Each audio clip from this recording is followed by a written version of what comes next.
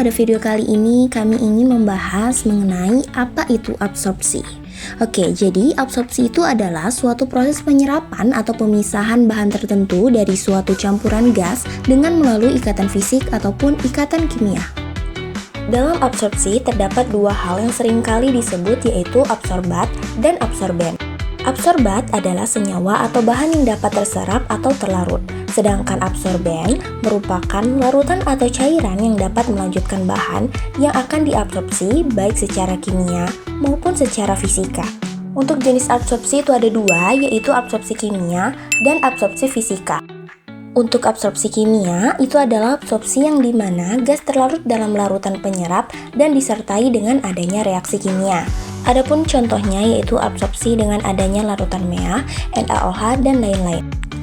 Sedangkan untuk absorpsi fisika merupakan absorpsi yang dimana gas terlarut dalam cairan penyerap tanpa disertai dengan adanya reaksi kimia. Penyerapan terjadi hanya karena adanya interaksi fisik difusi gas ke dalam air atau pelarutan gas ke dalam fase cair. Adapun contohnya yaitu absorpsi gas H2S dengan air atau metanol, propilen, dan karbonat. Kemudian terdapat faktor-faktor yang mempengaruhi laju absorpsi. Yang pertama, luas permukaan kontak. Nah, semakin besar kontak antara gas dan pelarut, maka laju absorpsi akan semakin besar. Hal ini karena permukaan kontaknya semakin luas akan meningkatkan peluang gas untuk berdifusi ke dalam pelarut. Yang kedua yaitu ada laju alir fluida. Jika laju alir kecil, maka waktu kontak antara gas dan pelarut akan semakin lama. Hal ini akan meningkatkan jumlah gas yang terdifusi.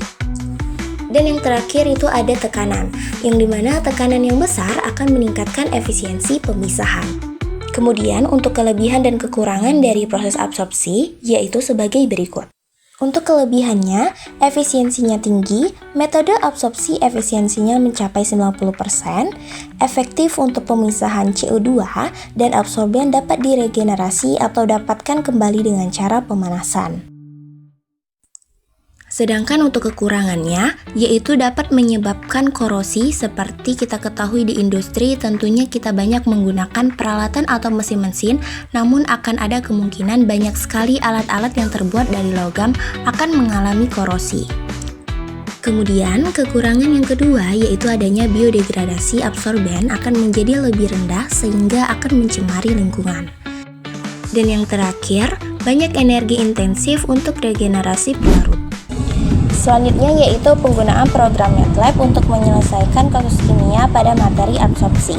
Program ini digunakan untuk menghitung fraksi mol NH3 dalam cairan keluar dan fraksi mol NH3 dalam gas keluar.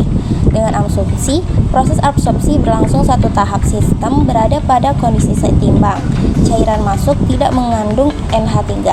Dengan data proses, G sama dengan 100 kmol per jam gas, L sama dengan 200% kmol per jam yaitu air.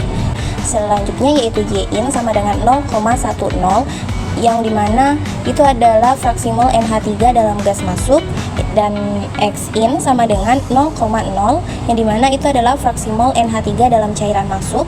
M sama dengan 2 yang dimana M itu adalah konstanta Henry NH3 air.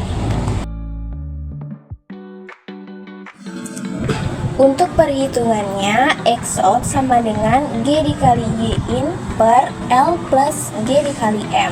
Persamaan ini merupakan hasil penurunan dari neraca massa NH3 dan V out sama dengan M dikali X out. Persamaan ini berasal dari hukum Henry.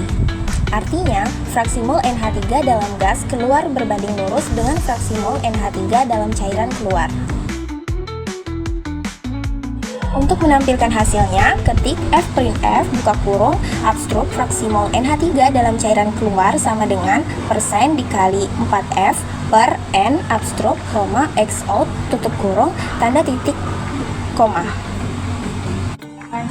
Lalu ketik F'(F) lagi dengan buka kurung abstruk fraksi mol NH3 dalam gas keluar sama dengan persen dikali 4F per N abstruk, Y out tutup kurung tanda titik koma.